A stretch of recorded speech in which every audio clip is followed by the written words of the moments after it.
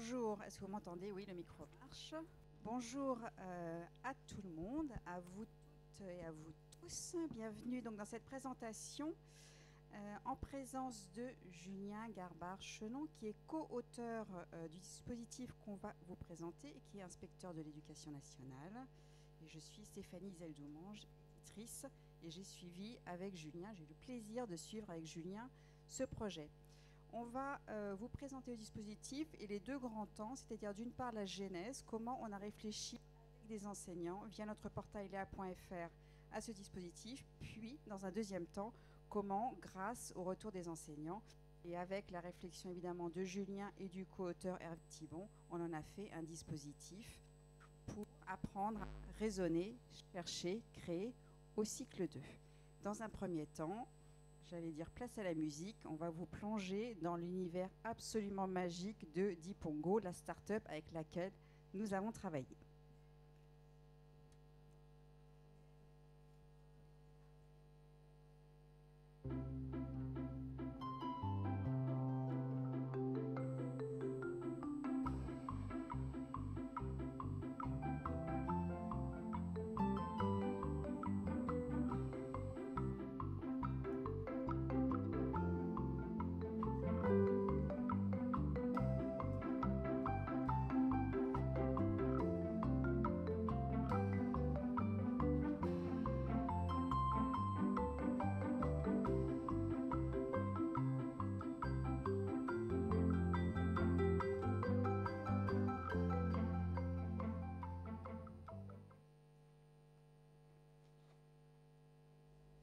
Donc voilà un bref extrait d'une appli développée par Dipongo. Donc c'est une start-up et l'idée très originale de cette start-up qui est venue nous voir, les éditions Nathan, il y a maintenant 3 ans, c'est qu'ils imaginent des histoires qui se passent sur une tablette, qui invitent les élèves, les enfants, parce qu'eux ils étaient plutôt grand public, à relever des défis. Mais pour relever le défi, il faut poser la tablette, il faut réaliser quelque chose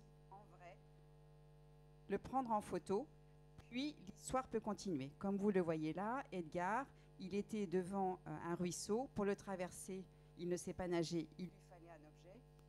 Le micro coupe. Et, bon, je peux partir avec ma voix, mais c'est moins bien, on va essayer celui-là. Et une fois, merci Julien, que l'objet était créé et qu'il était pris en photo, il s'intègre dans l'appli et le parcours peut continuer.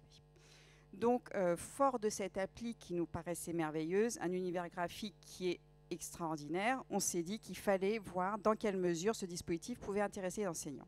Et grâce à notre portail lea.fr, on a proposé à une cohorte d'enseignants, une trentaine d'enseignants, de venir tester ce dispositif. Donc comment? On leur a mis à disposition l'appli. La condition était qu'ils aient à minima une tablette dans la classe, ou qu'ils puissent l'emprunter aux collègues s'ils n'en possédaient pas une, voire auprès de leur académie. En tout cas, une tablette minimum. Et nous avons créé des séquences pédagogiques pour voir comment ça pouvait s'inscrire dans un travail en classe avec toutes les contraintes que vous avez. Pour ce test, on était parti sur des activités en art plastique. Le test a... Alors là, je vous montre des exemples de séquences. Ce test a duré 3 mois et il y a eu un réel enthousiasme des enseignants qui participaient à ce dispositif. De ce fait, on s'est dit qu'il y avait certainement matière à rendre ce dispositif encore plus riche. Et la réflexion à ce moment-là a été double. D'une part, on s'est dit que pourquoi se limiter aux arts plastiques alors qu'en fin de compte, ces histoires interactives où Edgar lance des défis aux élèves pouvaient se prêter à n'importe quelle discipline. Et d'autre part, tant qu'à faire, si on voulait vraiment travailler sur ces disciplines et avoir une histoire adaptée aux élèves, et bien pourquoi ne pas écrire nous-mêmes l'histoire qui serait ensuite développée par Dipongo. Donc c'est un vrai travail collectif qu'on a mené avec Dipongo pour écrire l'histoire et travailler sur ensuite les séquences pédagogiques. Ça, c'était le fait évidemment de nos auteurs. Donc, une fois qu'on avait travaillé, on est arrivé à un ouvrage. Et là, je laisse la parole à Julien qui va vous expliquer. Il y aura évidemment une démo d'une partie du défi pour que vous puissiez voir concrètement ce que ça a donné. Bonjour à tous. Donc moi, je vais vous présenter un petit peu les principes du dispositif et ce qui a sous-tendu également nos principes pédagogiques. Alors, on l'a dit à l'instant, c'est un dispositif qui est hybride et interactif. Hybride, vous l'avez compris, on est entre la tablette et la classe. Généralement, on parle de réalité augmentée avec le virtuel, mais là, c'est un petit peu l'inverse. C'est plutôt le virtuel qui est augmenté avec la réalité de la classe. C'est-à-dire que c'est les interventions des élèves dans la classe, la manière dont ils vont répondre et se saisir d'un défi et y répondre, qui va être ensuite intégré dans la tablette et qui va faire évoluer l'histoire. Ainsi, il y a plusieurs scénarios possibles, puisque en fonction de la réponse donnée par les élèves, l'histoire va pouvoir évoluer dans un sens ou dans un autre. Les réponses, elles sont donc directement intégrées, elles sont prises en compte par l'histoire, par le scénario qui évolue, et on peut revenir à plusieurs reprises sur un même défi pour explorer plusieurs chemins dans l'histoire. Je crois que j'ai compté, il y en a à peu près 36 scénarios possibles finalement au total. Un autre principe du dispositif est qu'il est, vous l'avez peut-être senti quand vous avez vu la vidéo, c'est que c'est un principe ludique et collaboratif. Alors pourquoi ? L'idée principale, c'est qu'on va soutenir là la motivation des élèves. On va confronter les élèves à des situations, à des défis qui sont un peu résistants, qui sont assez engageants, pour lesquels on n'a pas une réponse qui vient tout de suite de manière automatique et pour lesquels il va falloir prendre du temps, chercher, mobiliser des connaissances. Donc, pour soutenir cette persévérance, pour soutenir la motivation, on va utiliser le principe du jeu, le principe ludique, le principe des défis et le principe aussi narratif très fort, c'est-à-dire que là, vous voyez qu'il y a un petit personnage qui s'appelle Edgar, qui se promène, qui suit un petit peu, qui est un peu l'alter ego de l'élève tout au long de l'aventure, auquel l'élève va pouvoir s'identifier, qui interpelle souvent les élèves. Les élèves sont aussi des personnages de l'aventure, puisque ce sont les petits aventuriers qui vont aider Edgar.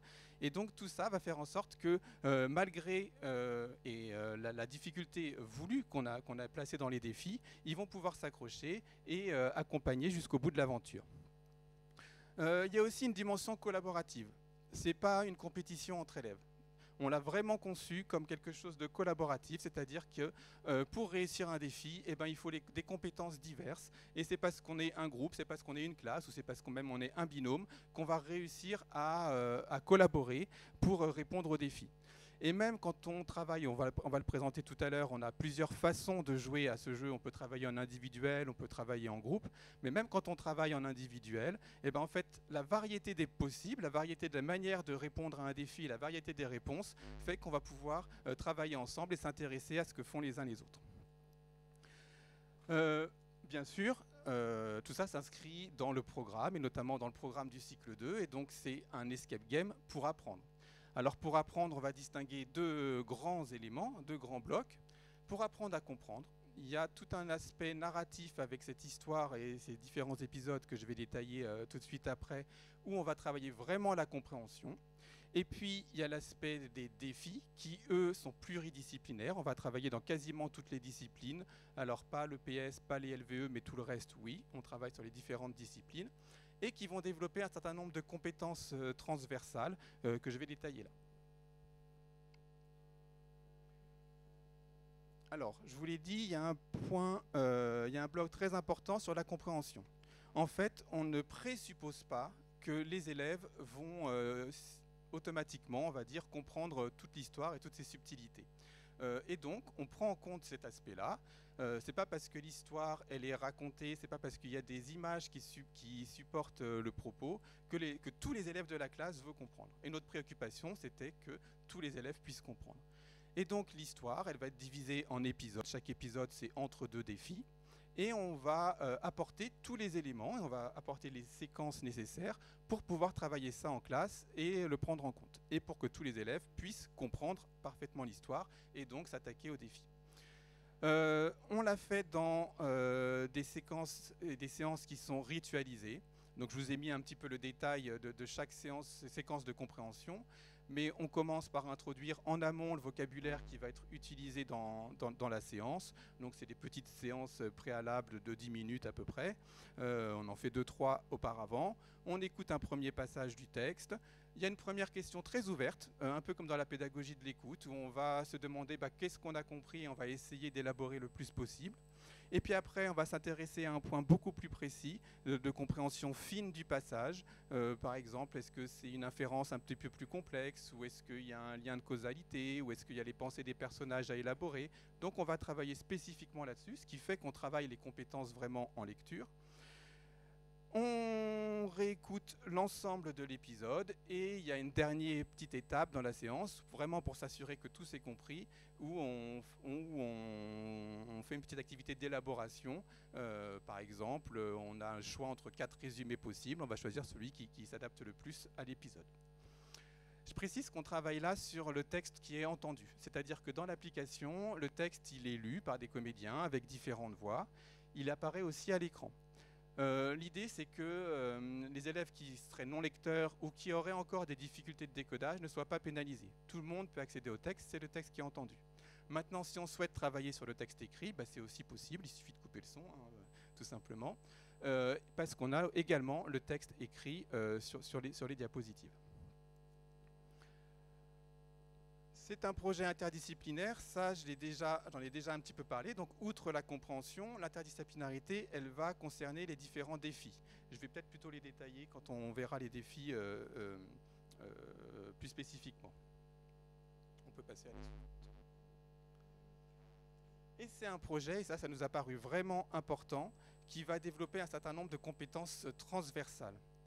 Les 3 principales, celles à partir desquelles on est parti, c'est vraiment les compétences de raisonnement.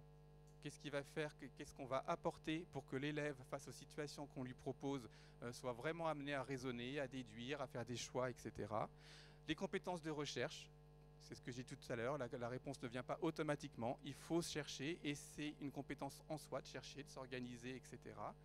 Et puis, tout ce qui concerne la créativité.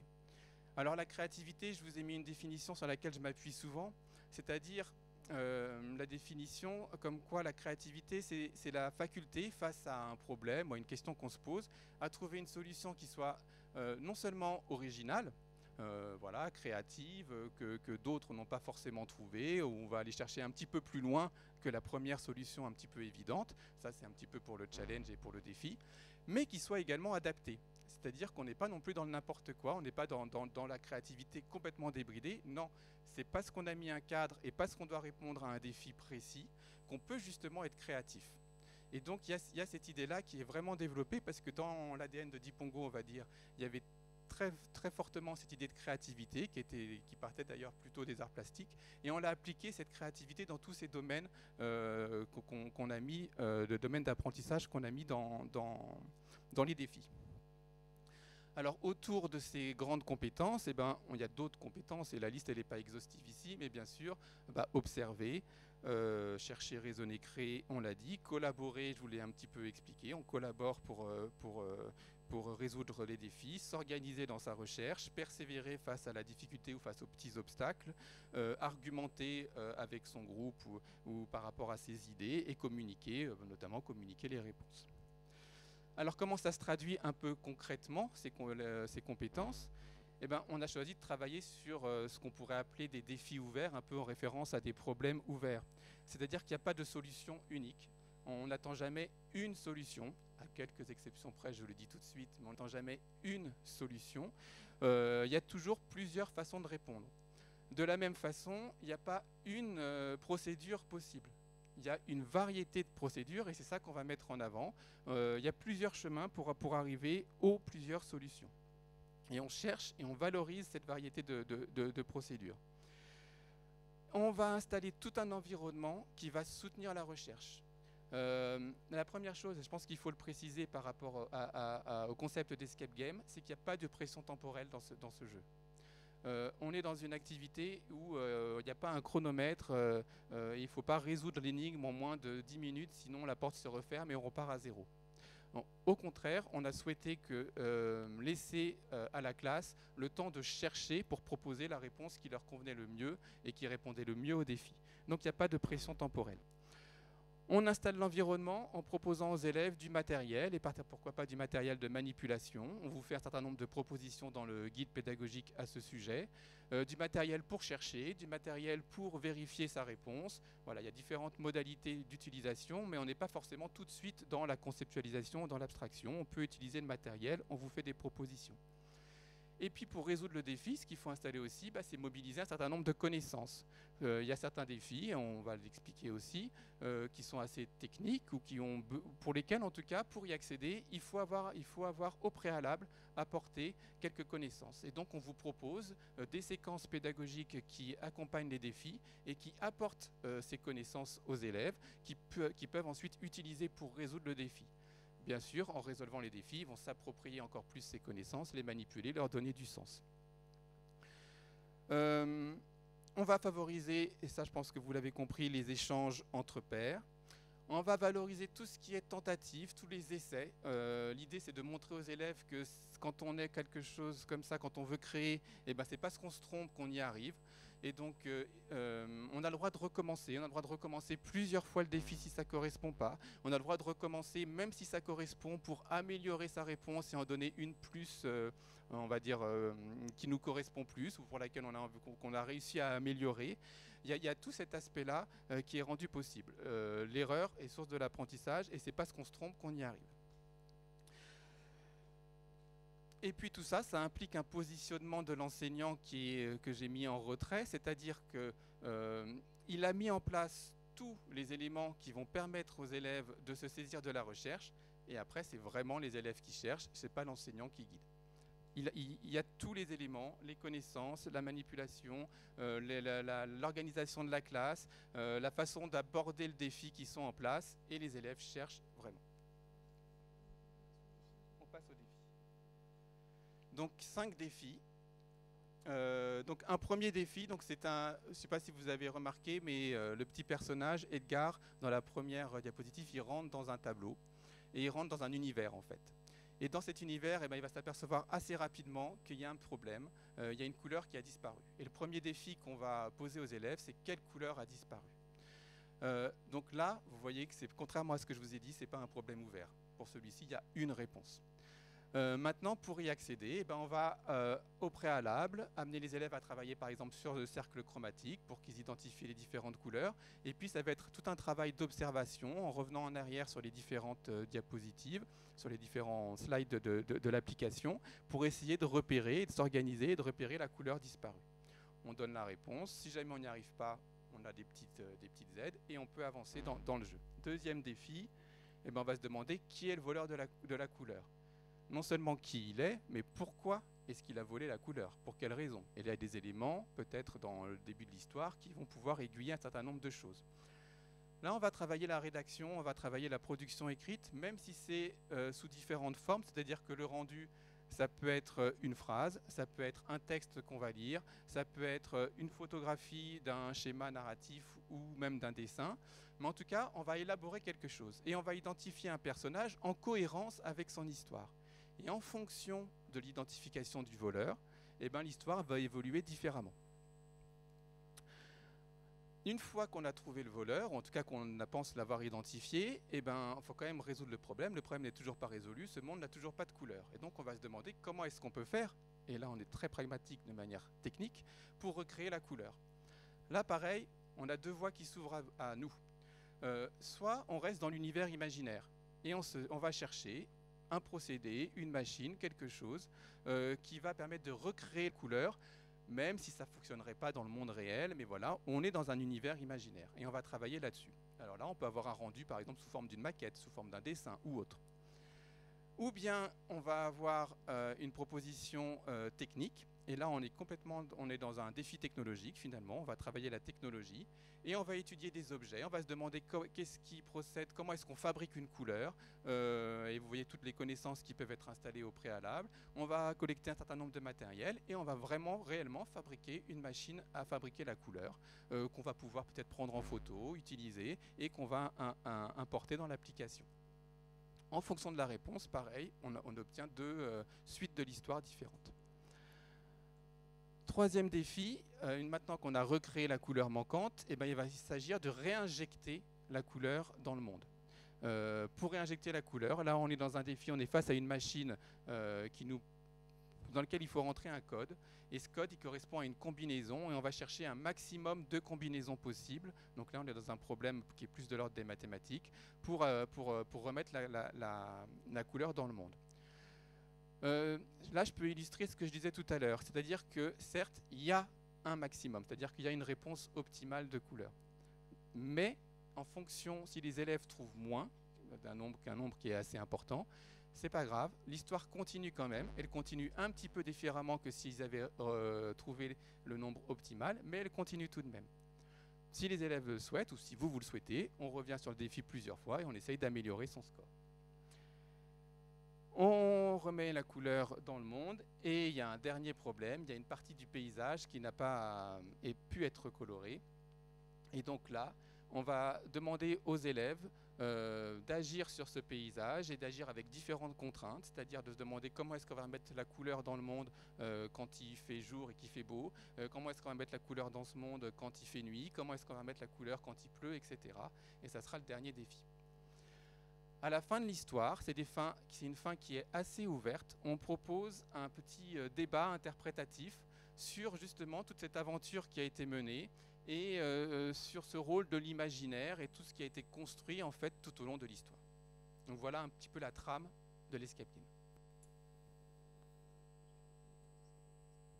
Donc comme on vous a dit au début, on va vous montrer évidemment un tout petit épisode. Alors pour des raisons pratiques, parce que je n'allais pas vous fabriquer un objet technique en direct et non plus vous dessiner un objet imaginaire qui serait très laid, et que je n'allais pas vous donner la réponse de la couleur, sinon je vous donne déjà la réponse au premier défi.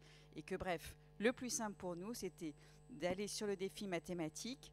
Alors je n'ai pas donné la réponse du maximum possible. J'ai été pas mauvaise.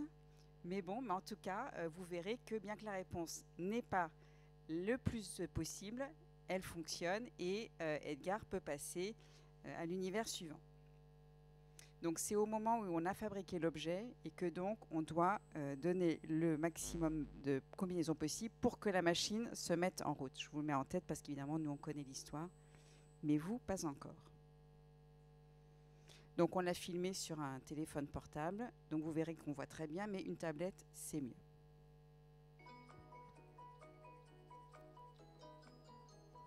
Cherchons ici.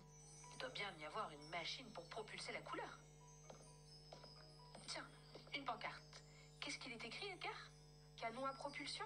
Mais oui, cela pourrait m'aider. Montons voir cela de plus près.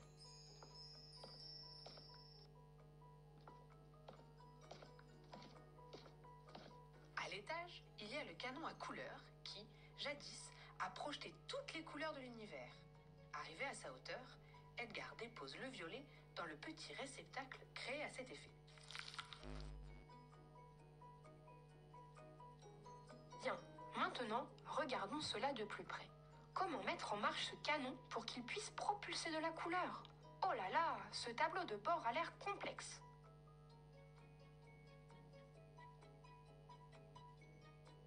J'ai l'impression qu'il faut rentrer un code pour propulser la couleur. C'est ça. Je dois trouver le maximum de combinaisons différentes possibles entre ces 5 couleurs. Ouh là là, mais ce n'est pas évident. Pourriez-vous m'aider, petits aventuriers? Alors, quel est le nombre maximum de combinaisons possibles?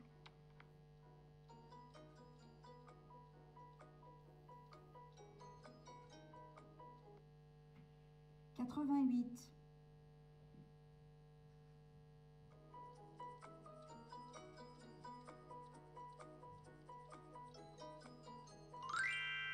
Voilà, essayons ça. Super, la jauge est pleine. La machine va fonctionner. Waouh, mais ça tremble, ça fume, et quel bruit! Éloignons-nous, je pense qu'on a chargé le canon au maximum.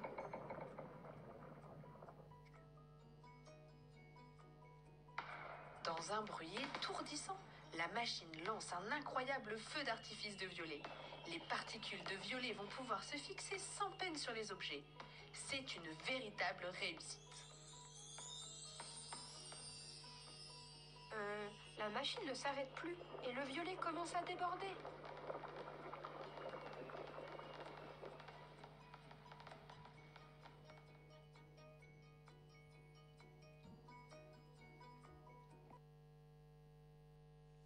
Donc là, vous avez eu un tout petit extrait juste pour vous expliquer deux petits détails qui ont leur importance. Alors, c'est moi avec mon doigt et c'est ma voix.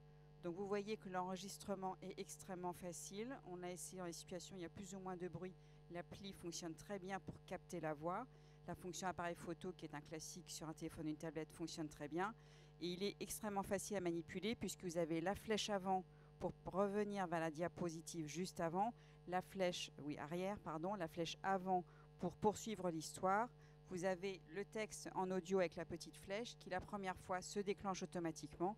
Si vous voulez le faire réécouter à vos élèves, il suffit de réappuyer sur la flèche et le texte est redit automatiquement et autant de fois que vous le demanderez. Donc on a en gros 3 boutons que les élèves vont utiliser pour manipuler l'appli.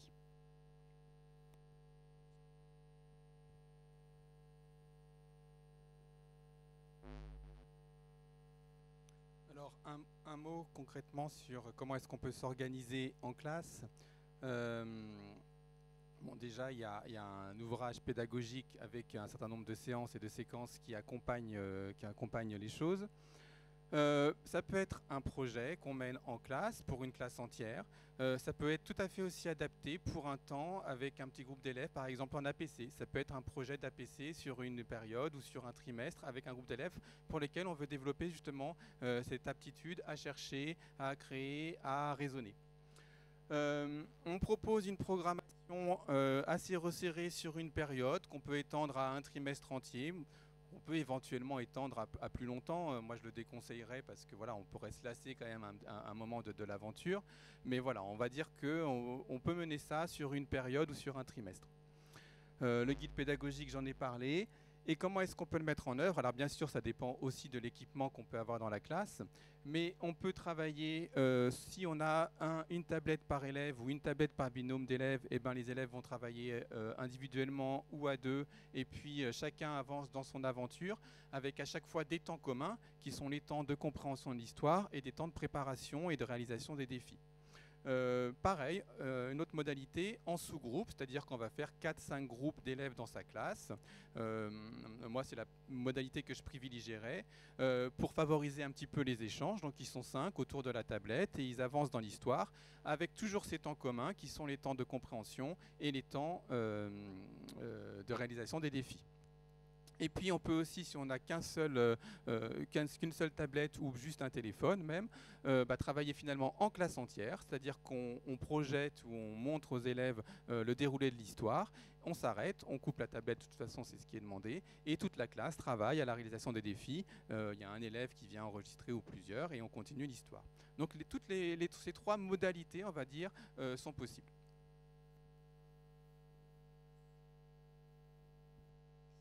Donc nous avons terminé la présentation. Si vous avez des questions, nous sommes à votre disposition pour y répondre. Oui.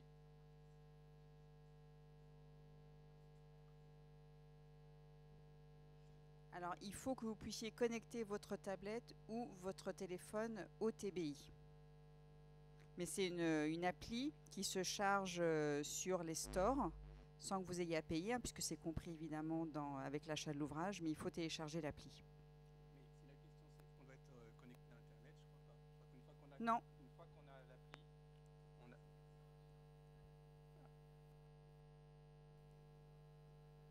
Ah oui. Non, mais vous pouvez la mettre, oui, en effet, sur le téléphone, et une fois qu'elle est téléchargée, voilà, c'est bon.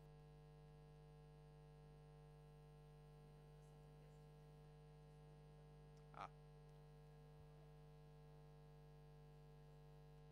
À ce moment-là, il va falloir demander l'autorisation d'installer l'appli.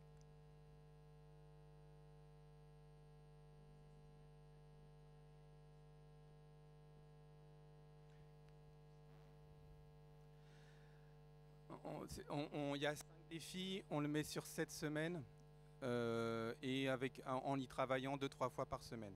Sur des séances un peu courtes, ouais. Si on veut vraiment que ça soit resserré, on peut travailler comme ça. Si on veut un peu plus prendre le temps, moi je dirais un trimestre et on arrive à faire tous les défis. Peut-être 2 semaines par défi du coup à peu près. Oui. Alors, il y avait votre collègue au fond, pardon, qui a levé la main, et ensuite on vous répond aussi.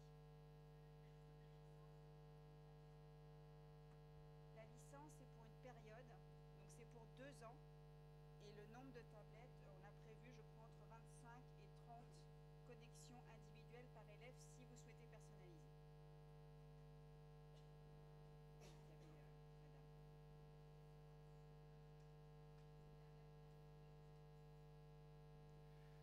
Oui, ça peut être adaptable aux élèves de grande section. Alors sur la compréhension de l'histoire, pas de souci, vous l'avez compris. Sur les défis également, il n'y a pas besoin de savoir lire et écrire pour réaliser les défis. Peut-être qu'il faudra un petit étayage supplémentaire par rapport à ce qu'on propose, parce que nous, c'est vrai qu'on s'est dit sur le cycle 2, mais ça ne me paraît pas du tout impossible de proposer ça aux grandes sections. Oui. Alors, il y avait madame là, c'est ça, madame? Oui.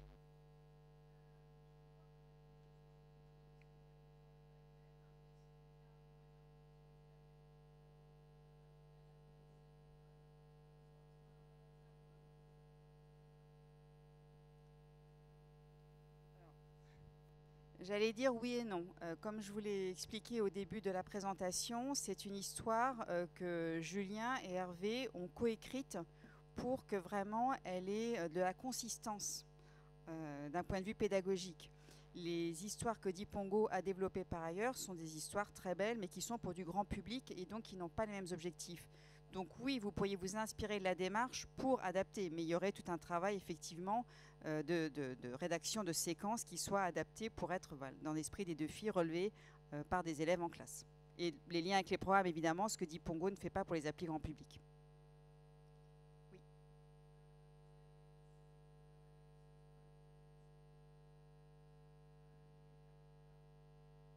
Il est de 9,99 €. Est-ce qu'il y a d'autres questions? Alors, on vous a préparé un petit concours. Si Anne, tu veux bien le présenter.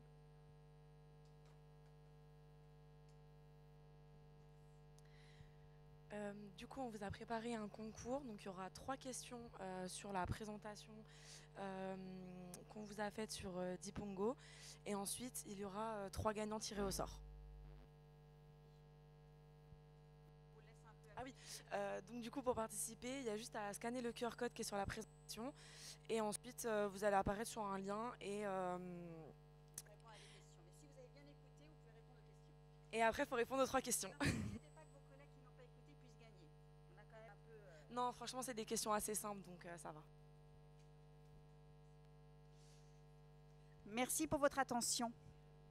Et ensuite, du coup, les gagnants, on enverra un message aux gagnants et les lots seront à récupérer au stand Léa.